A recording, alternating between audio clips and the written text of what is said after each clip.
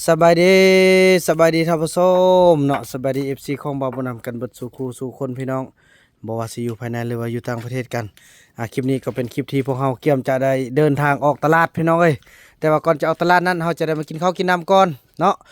ซึ่งว่าได้รับการช่วยเหลือจากผู้ใหญ่ใจบุญมีอยู่2ท่านเนาะน้องเนาะมีทางแม่ย่าอยู่ทางสหรัฐอเมริกาเพิ่นส่งเงินส่งคำมาโดนแล้วแหละพี่น้องเอ้ยแต่ก็บ่ได้ผ่านเซาลีบ่ได้พาเผาตรงเรื่องบ่ได้พาแม่ทัพแพทย์ออกตลาดเนาะพอไล่เวียกได้แต่ว่าก็บ่ได้ลืมเนาะแต่ว่าเพิ่นส่งเงินมาจำนวนถึกเท่าใดแล้วน้อง2เทื่อเนาะเพิ่นส่งมาเนาะเทื่อที่1ถึกอยู่หนึ่งหัน150 150 250 250เนาะก็เทื่อที่สองนี่ก็200ที่200ถึกอยู่450เหรียญพี่น้องเอ้ยเนาะแล้วก็ถ้าเฮาก็ได้เอาไปกินทานน้ำประตูจันทร์แดแล้วก็เลือจากนั้นก็สิได้แม่นมาพาเขาจะออกตลาดซื้อข้าวเนาะไปซื้อข้าวมาไว้ให้เขาเจ้ากินแล้วก็ซื้ออาหารการกินแดแล้วก็พาเพิ่นออกตลาดแดแล้วก็ทานที่2นั่นก็คือทางเอ้ยสาลีเนาะอยู่ทางนครหลวงเวียงจันทน์เพิ่นมอบเงินให้ทางจอมใจ200,000กีบพี่น้องเอ้ยแต่เฮาจะบ่มอบเป็นเงินแต่เฮาจะไปซื้อเป็นวัตถุเนาะพอมอบให้ก็ย่านสิไปซื้อมะลุยะย่านสิบ่ถึกตามเป้าหั่นนะไปเก็บกินข้าวบัดนี้กินข้าวแล้วก็เก็บเดินทางออกตลาดแต่ส่วนคลิปเดินทางออกตลาดนั้นเดี๋ยวไปพบทางซองใหญ่ทางซองสำรองนี้ซองน้อยนี้กันแม่นมาเบิ่งกันกินข้าวกินน้ำกะเก็บก่อนแล้วก็จึงต่อไปซองใหญ่พุ่นเนาะพี่น้องไปกินข้าวนำกันพี่น้องเอ้ยมาพี่น้องเอ้ยโอ้ไปกินนั่นก่อนพี่น้องเอ้ยกินข้าวกินน้ำแล้วก็เซาลี่เนี่ยบ่ท่าออกไปกันได้ติอยู่บ้านท่าเด้อฟ้าบ้านเฟื่องกับเซาลี่อยู่บ้านฟ้าบ้านท่าในจะพาแต่ซ่องเท่ากับนางจอมออกไปเนาะนี่ก็เอาไปเหมือนกันเนาะเอาตลาดเนาะนี่เมทัลแพทย์ก็สะอาดสะอ้างแล้วถือว่าลูกสาวนกเพิ่นอาบน้ำอาบในพี่น้องโอ้สาวหัวแล้วนี่สาวหัวละเป็นน้องนกเลยได้พี่น้องเอ้ยน้องนกถ่ายเครื่องให้เพิ่นละนี่เอาเครื่องน้องนกให้เพิ่นนุ่ง คือน้องนกแล้วเออแข็งแห้งเลยนักแข้งนะพี่น้องเอ้ยปอดข้างไฟเนาะข้างไฟอะไรปรตาเห็นบ่ตำเอ๊ะไปกิ เป็น นข้าว มากคณะสุดนั่น มากินข้าว ไปกินข้าวงี้ไป ยังแม่บ่กินกินแล้วฮะกินซินโมกินตัมมี่มาเอาผักมากับแก้วได้เนาะ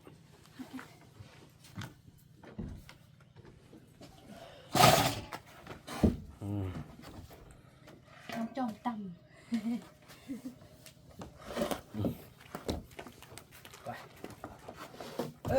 ตอนนี้สาวบ่เฟื่องกินแล้วเนี่ยแม่บ่กิน เอากินอันนั้น ยังล่ะ มีมาเศร้า นั่งเนี่ย เอ้ยปัดหมกซิบเลยนี่ ยืนเห็นมันมาซ้อนนอนปลัง ซ่อนกุยกันเลยบริษัทสิริพลาติ นุ่ง นึ่งโอ้ซ่อนก็ โลหันนิดนึง บอกเฟื่องว่าอยากซ่องว่าเขาซาซิลิลูกซ่อง แค่นงหมดมาสั่ง นุ่งวะค่อยนี่เป็นนุ่งเกาะมือก็นั่นบ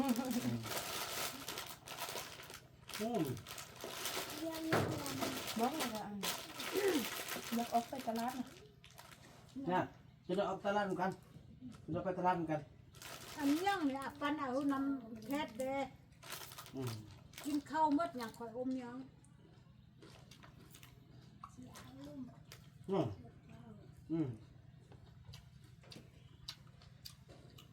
เอายาม ทำตั้งห่มเรามาตัดเราไปตัดเอง โอ้กระทบเองเลยลายเนาะสมมติต้นเรื่องแค่อะไร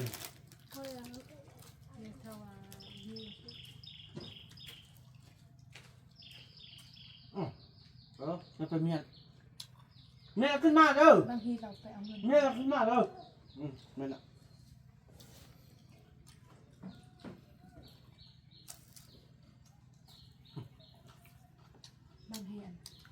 เราอยากได้อัน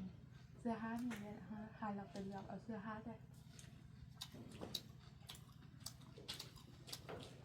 เดี๋ยวเอาเสื้อผ้าเลือกเอาของกินเนาะแม่ จอมมากินข้าวเลยลูก บาย บ้าน บายจะซ้ บ้านอันใดบ้านกับจีบ้านแก้ว ำแก้วกับกินซะ เจ้าชินซะเด้อ เอาบ่ พอแล้ว มันได้ไปซอกรัวซอกฟื้นตลอดแหละพี่น้องจะจำเนาะ ลูกสาวชอบพื้นรุนแรง อืม เขาอิงเอา โอ้ อีแม่อุ้ยมีอย่างหกไอ้อีพ่อก็มาอยู่แม่นกก็มาอยู่ มาแรงห้องละไอพอติดต่อไฟหั่นล่ะคือมือเว้นก่อน เว้น ได้พอเห็นอยู่นี้เมื่อคืนนี้นะลูก เมื่อคืนเนี่ย ลูกก็เห็นเนาะ เห็น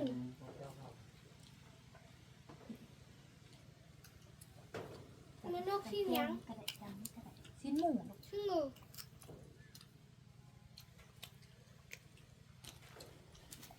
ก็อยากเข้าก่อน เรือเข้ากล่อง โอ้ยาเขาก็เอา เป็นอย่างงามก็แม่ เบาเห็นก่อมือสิมือนางจอม เพิ่นว่า อืม ลูก โอ อั เคน นะ ลูกใหญ่เป็นใหม่ขึ้นจากน้อยลูกอัน ลูกอยากเป็นก้อนเนิ่ม เราจะเป็นกันนึ่มเป็นก็เป็นแหละมันก็เป็นแหละก็นึ่ม เราเอาไปเรามาแบบบ้านนั้นเราอันให้ลูกย่างบ้านนั้นเราเอาหัวแล้วก็เอากันอยู่นี่เฮ็ดซ้ำอยู่นี่เราว่าบ่ลูกที่บ่เอาคันเอาหัวเรามันพุกมันก็รู้มันจะแล้วอัน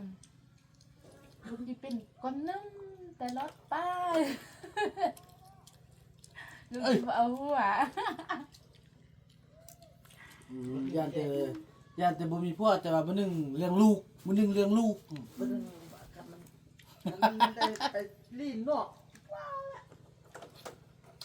ญาติมีผู้ว่าสองสามคน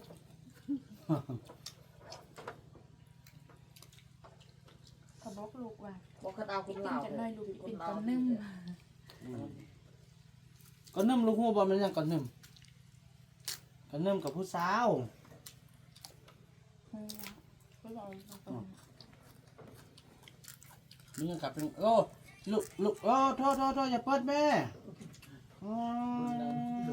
ลืมกันเชื่อกันไอ้ตอยเลยเขาเลยอย่างสลัดกว่าแล้วเดี๋ยวนี้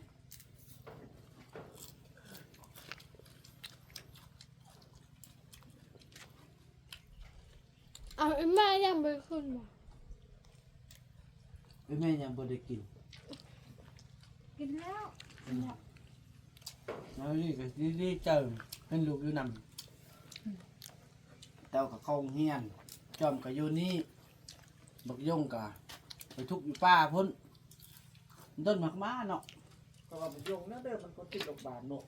ทันเข้าแบบว่าทันคือข้าวพ่อ ต้นผู้เฒ่า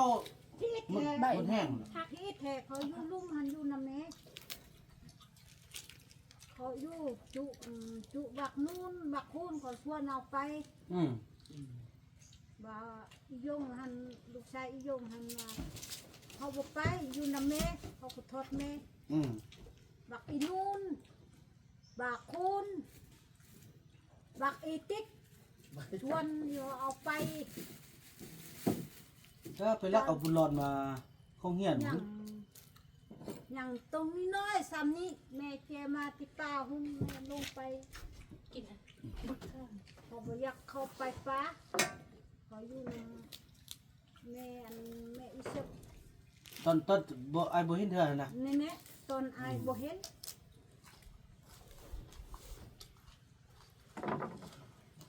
ที่เอ้ยอีจอมหันเขาอยู่นำแม่อีนี่หันหอกปะมันเยอะแล้ว อืม หอกปะเขาไปที่น้องชายหัน เอามันต้นเกินกัน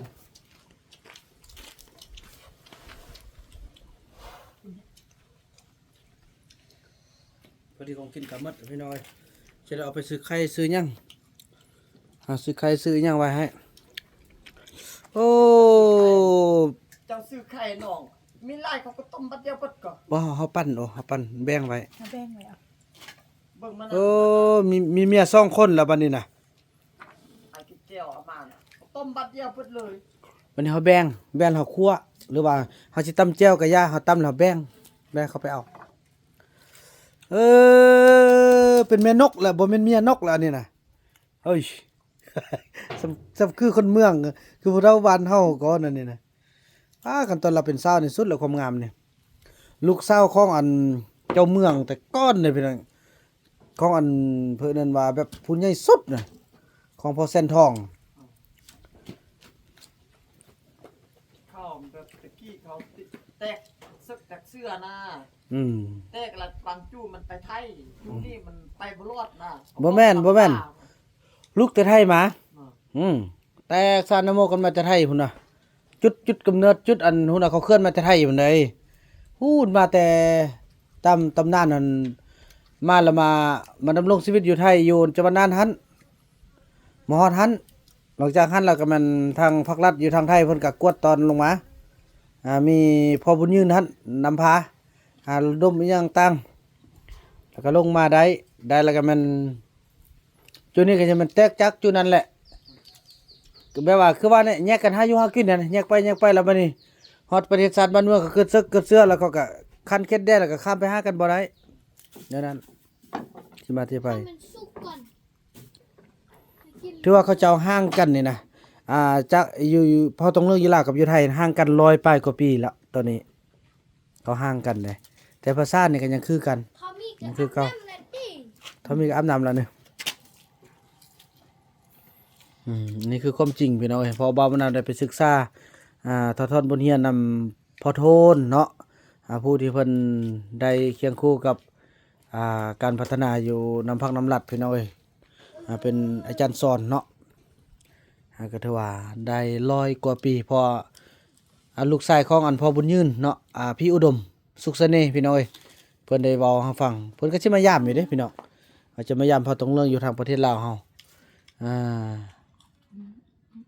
เพิ่นว่าจะให้เขาจะอู้ความล่มกันเบิ่งว่าจะคือกันบ่ห่างกัน100กว่าปีอันนี้แท้คืออยู่บ้านห้วยยวกเห็นคือไม่เท่านั้นน่ะต้องเป็นพี่น้องเราแหละ คืออยู่บ้านห้วยยวกหั่นแล้วอียงอีตอนคืออยู่บ้านมันยังวะเมทาบุล่ะคืออยู่บ้านห้วยยวกคือกันเอาบ่แม่น บ่แม่นอ้ายเดี๋ยวอีบุหันอันผู้ใต้เนี่ยหันก็เขาอยู่ติกี้เขาอยู่บรรณาเวน บรรณาเวนน่ะได้ยินอันเขาเว้ามา เขาอยู่บรรณาเวนตั้งยังน้อยนะ ตอนยังเป็นสาวยังน้อย เป็นสาวอยู่เดี๋ยวบันสุพรรณท่านมาเจอน้องเขาเว้าก็เขาเว้าว่าเห็นเนี่ยเฮาอีบุเห็นบ่ว่าเห็นอยู่ไปนำเฮาแน่เนี่ยเขาบอกตังยังน้อยน้องไปโลเที่ยวดินอยู่นำเข้าหันได้ยินเขาบอกผู้ชายเขาก็เว้าผู้หญิงเขาก็เว้าหมดไอ้ตะกี้อยู่นำเฮายังน้อย นั่นอิ่มแล้วแก้มพี่น้องเอ้ยโอ้สาลีล่มคือคนลาวเขาแหละพี่น้องเดี๋ยวนี้การตอบโต้ทุกอย่างเป็นแบบคนลาวหมดแหละทุกอย่างเป็นอันหนึงอันเดียวกันแหละเนาะพี่น้องคลิปนี้บ่าวบ่นำขออนุญาตจบคลิปกันสำนี้ก่อนเนาะแล้วก็ว่ากันใหม่ในคลิปต่อไปคลิปนี้บ่าวบ่นำขอกล่าวคำว่าสบายดีขอบคุญขอบคุณเนาะ